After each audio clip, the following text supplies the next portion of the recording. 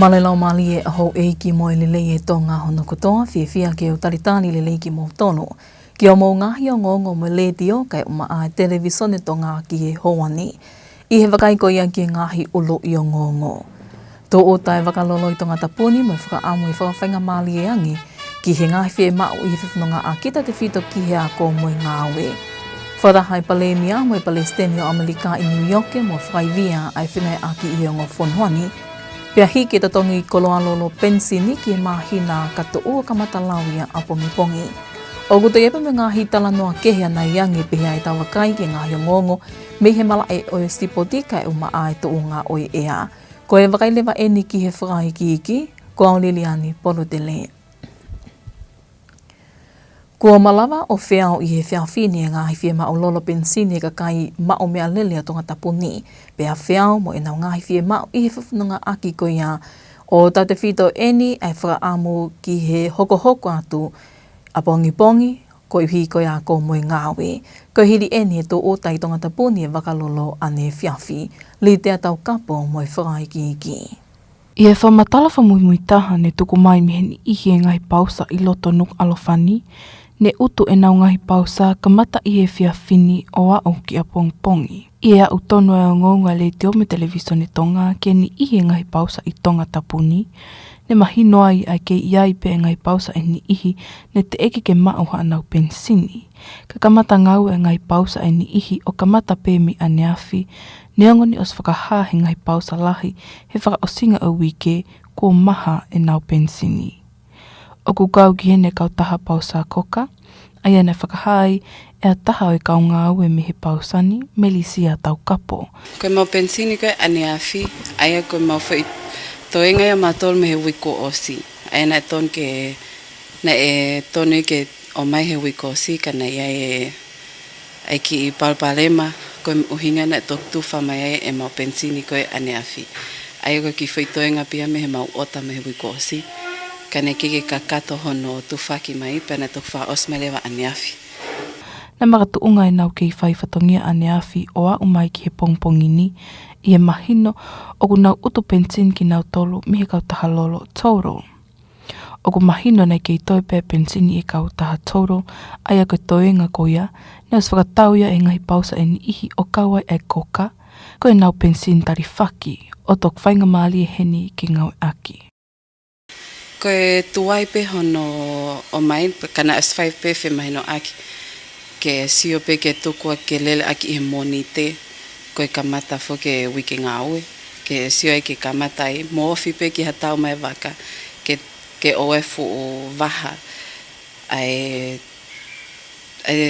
kai koe ke mao maha pensini, kai tupe ke monite, ke whai pano utu ke lelele pe toenga koe alele koe ia ki he wakahoko. Mahino pe i e whamatala me potu ngāu e whakatau aki me langa whakalakalaka whaka-ekonomika i e nau whingau aki me ongo kau taha lolo atongani, Tauro mo e Pacific Energy, e tō motu whaket pe e lolo i Tongatapu ni, pe tok hoko atu ki e ngahi tōku i motu. Ma ai o ngonga e le te ome televisione Tonga, kauritea tau kapo. I he lolotonga e kau atu e palemia ki e whakataha e kau taha ngai pule anga whakataha i New York e Amerika. Nei malawa i ato ki tā aisa ke malueke ke whakataha hanga tono mo e Palestini o Amerika tono Trump pehe ki hono mai whi. Koe na whakataha hanga tono whakaiki na koe ni o ku mahino, koe hiri pe eni ai mahina nei e ua ai tōtu oni wha Palestini ne tuko mai mei Amerika o whakaha e malawa pe kau ato ngani i ngai whonua e malawa ke whaiwhaiangi peo ta ofia pito hantoi whalawa atu ki ho nau whonua. Ka i kei malawa e tongani ke whiau pe tau he ngai whia mau ne tuko mai e Amerika pe ngahi e makatounga. Pea i heo ngongo tuko mai koe ni me ofisi pale mia whikau aki mo ina whakataha koe ni New York o ki i kai ha whamatala pau mi ai ke whamahino e tuunga koe ni kua o ke atongani i ene whelawe i mo i kawingani. Koe whainga mahali e pe eni ke toi whakaivia mo whakamalohi ai ai wā whingai aki ato ngani mo Amerika. Pe heki e ngai whingai aki i ngai e lia hange ka whiririwa ke ea ko na malu i e o seni mo langa whakalakalaka whawhito o. Ane i ai pe mo ngai whakataha anga makehe ne me ai palemia o kao kei e ne whakataha Moe minista ki muli ko ia India o whaiviai e ngahi wāwhingai aki a tongani mo India i e mahino ne whotu hona wāwhingai aki e tāhi wā whitunoa. Ne whamamawhai ai e tongani e ngahi whingai aki kua whai e ongo whonuani pēki ngahi tokoni kua taimāli ai a tongani me India o kauki heni e whakaaki me saikoloni whaitaro piki ko kita e wāwhi taha walo. Ko tokoni ki i he hiri koe e whakai waha pāe mo unga awhi hunga tonga hunga hapai, i he wāwhi ua wā mo ngā hita koni ke he pē.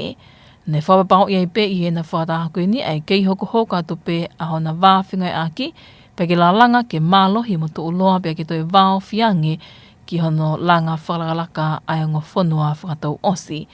I he lorotonga i pē whakatahai i u enane malawai ki whakatahai ai Palemia mo i Palestini o li pāplika ko ia o Kyrgyz, ai ana e whotu pe ai wāwhingai aki whakatibra me tika koe ni a tongani me whanua koe ni i ti sema wāwhi wā.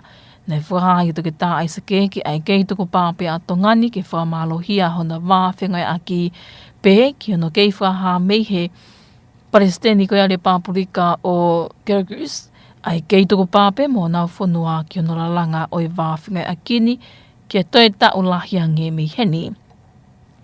Nana whamamawha i heni ai mahu inga ke toka ngai kina makehea ngai pole o ku nauwhianga ngai moia o gau gei e whiririwa ki ea koe ngai pole ki he ātakai mai ngahi e lia ki he pē. Nei whaos aki na whakataha ai whakahawhi ni whai mei he Palestini ki he Palemia o Tonga ke ne ahia ho nau whonua i he whakataha lahi. E whai eni he wāwhi tō i e mahino koe whainga maali e eni ke whakaunga tua i le o e ngai whanua i ki o mamani o tau te whito eni ki e ngahi ka veinga ko ia i hona maloi o seni. Ke kehne iei pembe ngahi whakataha ma kehne me ai e Palemia lolo tonga eni kāwatu ki whakataha lahi koe ni kautaha e ngahi puleanga whakataha pe iu ena i o wike ko o si. Kua whapapau i mihe waa pule whi ungai poto ngāwe whi whakatau aki mo langa whalakalaka whaekonomika ai hiki totongi o e koloalolo ki e mahina ko o katopa me he totongi lolo tonga tau te whito eni ki he pensini ai e kamata ngawe aki eni a pongi. I ene peheok hiki hake aki ai pensini ai siniti e nima o paangaya e tolu siniti tānima ki he lita e totongi fo o ki he pensini. Ko e totongi ki he kalatsini mo ti solo o ku keito ma o peia e totongi lolo tonga ai e ngawe aki i he mahina kato o. Ke vivili ke toi iloangi ai hoholo tamaki peloto ngalo pe iloa i le Whapritania koe Alzheimer. Koe e kawei ngaia o kūki aki e ta uniki hono whakailonga i whamamanlahi hono tongai kina o hoholo tamaki peloto ngalo. Ne whakailonga i aneawhi e kawei ngani i he kautaha huelo Alzheimer Tonga o toko nia e he polokalama koe ni e he waangawe whakasigaritari e Pasifiki PSPC. I he whamatala koe ia toko ni Palestini e kautaha huelo Alzheimer Tonga, ne peheai e lope i laiu, koe tokanga e polokalamani mohono ka veinga. Ke whamama ki kakai e whonua, ai ngai nā tūla o hoko ki a taha o kune mao e loto ngalonga lope he holo tamaki, pea ke tokanga i kina whalelei. Ko e polokalamani o kwhapaanga mo toko ni aia e he waanga o e whakasikeritari e Pasifiki, aia ne whahaheni e whafofonga mei he SPC vika akau ola, ai nau pōpō ka kato ki ona tokanga i kina ai loto ngalo mo he holo tamaki. O kuofi e fia ke vahe atu. O kwhelawe i tonu ai whatongia, mo ngā ue ai kulupu huelo Alzheimer's Tonga. Pea moe whakahoko whatongia o e tawhaaki o kou whakakaunga tāmaki ai. Ko e visone ai tawhaaki ko e ni o whakamamawhai ai fo ilea ko e inclusion. Pe o kuhinga ia ki he kau katoa, o ikai ke to e whakawhai ke he iha toko taha, pe ko kalukunga kulupu, o makatuunga ho nau ngahi puitu a takitaha. O hangepe ko ia na aku lawe ki ai ki mua, i he ngai whatongia o kou whakahoko, e malawa ai ke hoko atu a hano talatala noai, hapalani ke tau whengawe aki whakataha, i he kahau.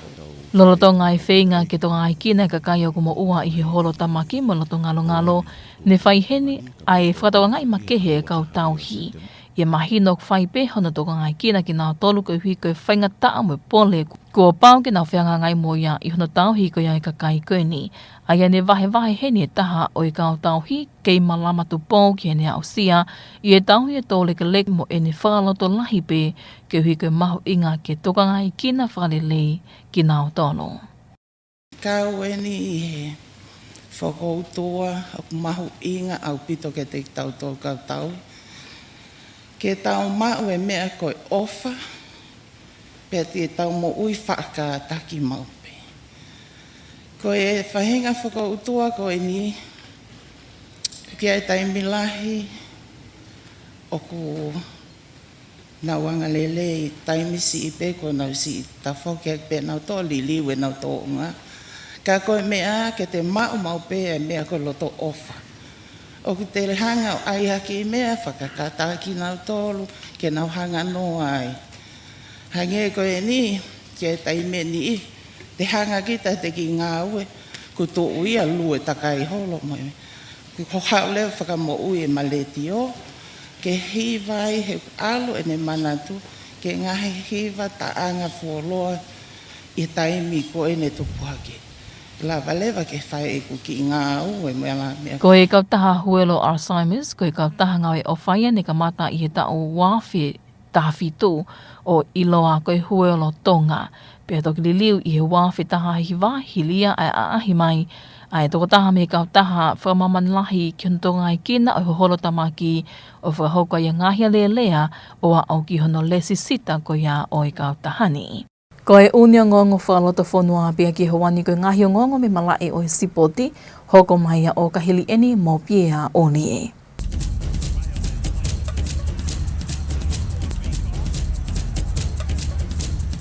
Maramo tau ki whironga ki koe whakaini ki he malai o e sipoti. Na e hange ha sempare tatangi a ola whao se whinga tawa junior tala I Gibraltar, e whiahipo mamani tō topu neti polo, hiri no tauwhari e Singapore hai whaasinga o e wike a ki kai koe nimanoa ki e whaafitu.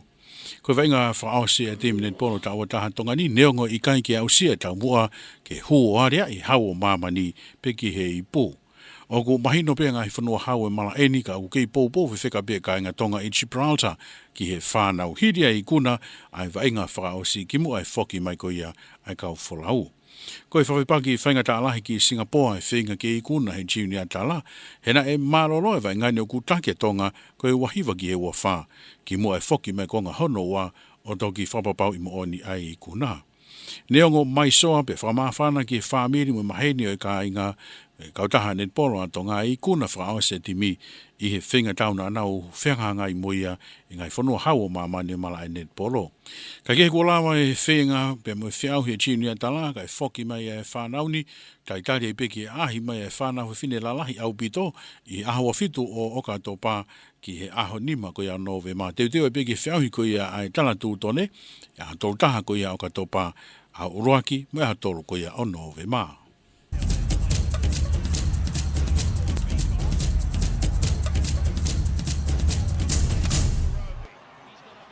Tau toi wakaingi pehe ki ngahi olo I o ngongo. Tō o tai wakalolo I Tongatapu ni mo whakaamu I whakawhainga mali e angi ki he ngahi whee mau I he whiwhinonga a kita te whito ki he a ko mo I ngāwe. Wharahai palemia mo I Palestina o Amerika I New York mo whakaivia ai whingai aki I ongo whonhuani. Pea hi ke tatongi I koloalolo pensini ki he mahina kato ua kamatalawia a pongi. Mo e kakatoi pea o e ngahi o ngongo me letio ka e uma ai televisione tonga ki e hawani mo I whakaamu ni au taki kotoa tu pea ki e lato whale kotoa kai malo I tau ke I whiau mai ka mō mea.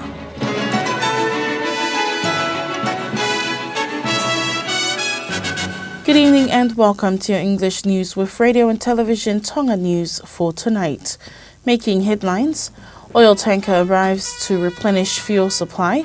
Prime Minister Eke meets with US President Donald Trump at a reception during the UN General Assembly in New York. And petrol set to increase by 5 seniti on Wednesday, October 1st. We'll have these and more stories coming up later on in this bulletin, as well as the latest in sports and the weather update to wrap up this hour's news package. Now for the news in detail, I'm Popua Aho. The oil tanker supplying Tonga with petrol has arrived, and distribution to the petrol stations around the country is expected to replenish petrol stations to continue providing service for the people that had been on shortage over the past weekend. Prime Minister Dr. Isaac Eke has met with U.S. President Donald Trump at a high-level reception marking the 80th anniversary of the United Nations in New York. The event, hosted by President Donald Trump and the First Lady at the Latu Hotel, brought together world leaders to discuss global issues. This meeting comes just 2 months after the U.S. warned that Tongans could face travel restrictions unless certain demands are met. However, the Prime Minister's office has not revealed whether these concerns were addressed in the discussions. The press release from the Prime Minister's office only stated that this meeting was an opportunity to strengthen long-standing close and warm relations between the United States and the Kingdom of Tonga, and partnerships in areas of climate change, maritime security, and regional development. While in New York, Dr. Ike also attended the India-Pacific Islands countries' foreign ministers meeting, where he met India's Minister of External Relations. The meeting aimed to strengthen ties between India and the Pacific Island countries, including Tonga, and to explore opportunities for private sector investment. Tonga values its close relationship with India, which dates back to 1970.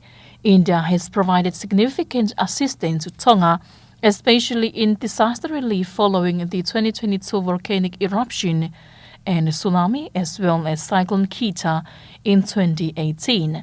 Dr. Ike also met with the President of Kyrgyz Republic, marking a key milestone in the diplomatic relations which were established in December 2022. The two leaders reaffirmed their commitment to deepening bilateral ties based on mutual respect and shared values. Throughout the UN General Assembly, the Prime Minister participated in additional meetings and side events to further strengthen Tonga's international partnerships. The Consumer Affairs Tonga has approved the petroleum prices for October with a slight increase in the price of petrol. According to a press release from the Consumer Affairs Tonga, the price for petrol will increase by 5 seniti, moving from 3 pa'anga and 10 seniti to 3 pa'anga and 15 seniti per litre. Meanwhile, the prices for diesel and kerosene will remain unchanged, with diesel at 3 pa'anga and 20 seniti per litre and kerosene at 2 pa'anga and 35 seniti per litre. These new prices will take effect tomorrow, October 1st. The Huelo Alzheimer's Tonga organization celebrated the 2025 World Alzheimer's Day with a special program yesterday, guided by the theme Ask About Alzheimer's, Ask About Dementia. The Deputy President of the Huelo Alzheimer's Tonga, Lupe Ilayu, says this year's theme hopes to raise awareness and knowledge of dementia by encouraging people to ask questions about it. This is to address the needs of people affected by Alzheimer's and dementia, with an emphasis on how to improve care and awareness in Tonga. The Huelo Alzheimer's Tonga hope this year's theme will also address the stigma that is frequently connected to dementia and more acceptance to make sure the impacted individuals are not left out or ignored. Not only that, but to increase public awareness of these disorders and their effects on people, families, and communities by encouraging people to ask questions. Yesterday's program was funded by the Pacific Community, SPC, as their roles are related with these organizations, as they emphasized the need to help out the people despite their differences, including inclusion. The Huelo Alzheimer's Tonga organization's efforts are to ensure people in Tonga with dementia and Alzheimer are cared for, especially for caretakers be understanding and patient. Representatives from the caretaker, Kei Malamatupo, shared about her experience, in which she says it's a challenging responsibility, but being a caretaker, they need to have more love and patience as there are challenges that they faced when caring for their patients or loved ones struggling with Alzheimer's or dementia. The Huelo Alzheimer's Tonga organization is a non-government group that was registered in 2019 with the aim of helping those with Alzheimer's. That was the latest from the local scene. Up next, we'll join Pierre Oli for the latest in sports.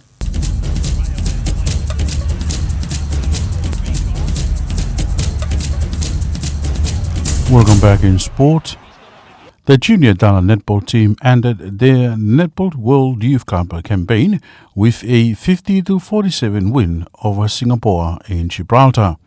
It was the final outing for the young Tongan side, who fell short of their goal of reaching the finals. Tonga missed out on the pool stage, though they benefited from bonus points after Sri Lanka was suspended. Against Singapore, Junior Dala led at half-time and held on for a narrow victory, giving supporters something to cheer after 2 weeks of competition. The Tonga Netball Association has acknowledged the support of the government, Ministry of Internal Affairs, Netball Australia and Dasanok. The team now returns home while the senior Dala squad prepares for the Dala Tūtone campaign from October 27th to November 5th, part of Tonga's 150th Constitution celebrations.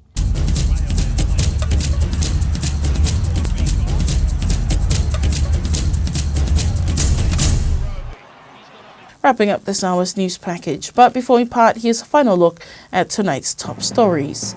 Oil tanker arrives to replenish fuel supply.